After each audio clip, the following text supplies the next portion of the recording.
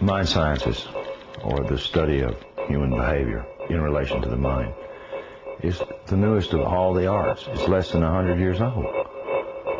And it is by far the one that is most cloaked in secrecy.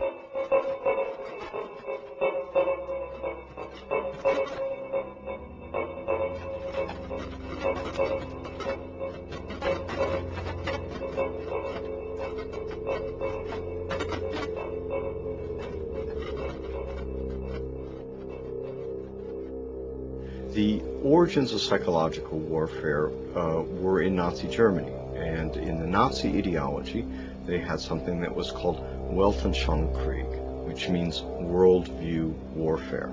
The idea for them was imposing the Nazi worldview on the countries that they had occupied. The Americans picked up this idea, created an American version of it, and called that psychological warfare.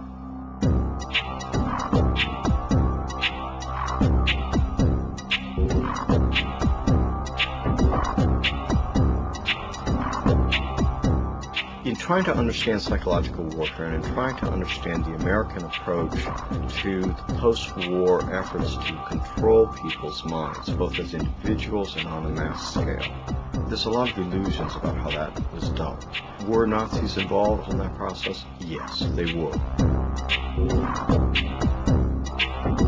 Project Paperclip was a United States government-sanctioned CIA operation for the importation of Nazi and fascist scientists into the United States.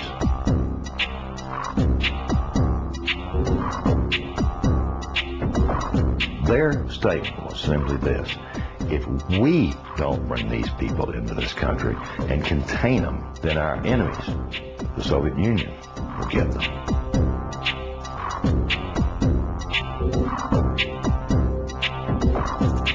The first wave was to bring these scientists. There was 700 odd propulsion scientists, and then there were some 600 and some odd mind sciences people that they brought in. The CIA was given the responsibility of actually placing the individuals out of Project Paperclip into the military-industrial complex, including our colleges and universities.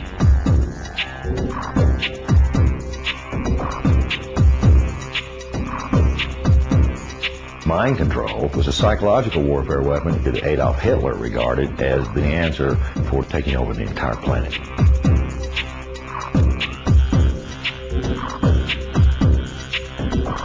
The name for the mind control research in this country was MK-Ultra.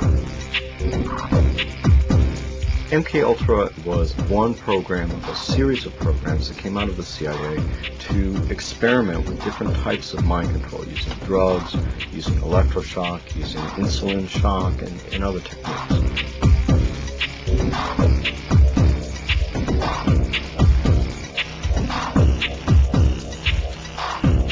I think that the goal for those people who planned the program was very straightforward. It was an attempt to figure out a way to interrogate people and to learn how to protect their own agents against control by others.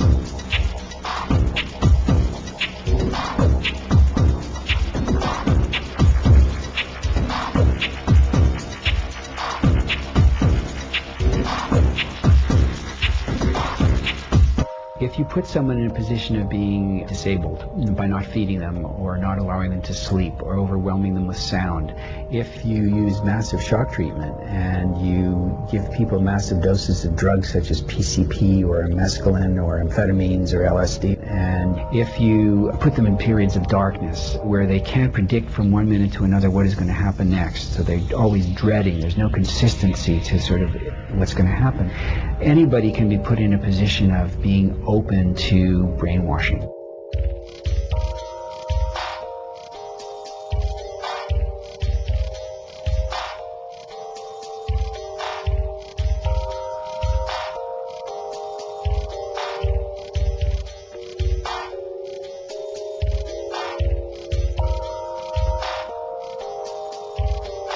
Ewan Cameron was probably the foremost psychiatrist of his time in the 1950s.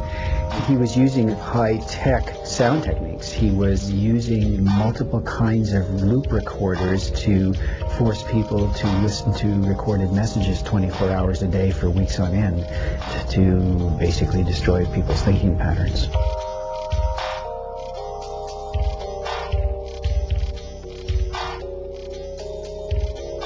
He injected the lysergic acid into the vein, and he patted me on the shoulder and said, "Now there, lassie, we'll see you later."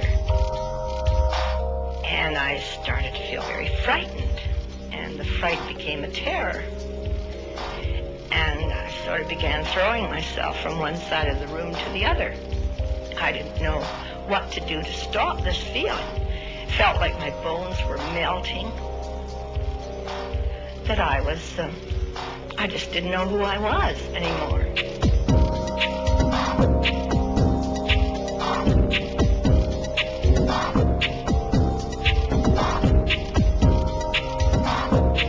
This is not just break-ins of people's homes. It's not just invasions of privacy by illegal wiretapping. This is an invasion of a person's mind. And that is about as profound an injury, except for loss of life, that the government can impose.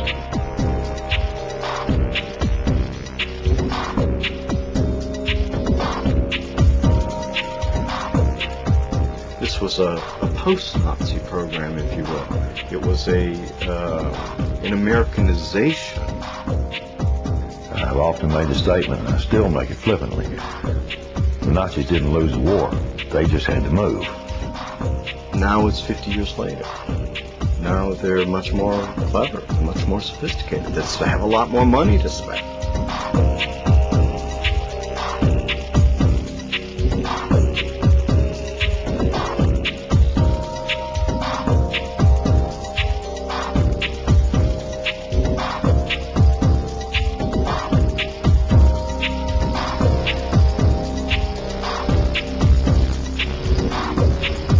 His motor coordination was disrupted because of the compound's effect. Although his vision was not impaired, he found it difficult to focus his attention on the next objective. His physical actions were noticeably slower. He felt compelled to disobey his instructions. Did Sergeant Ditches give you any instructions about what you were supposed to do tomorrow? Tomorrow? What, is today Thursday? Today's Thursday. Today's Thursday. Well... Wars are not won on the battlefield. They're won in the minds of the people.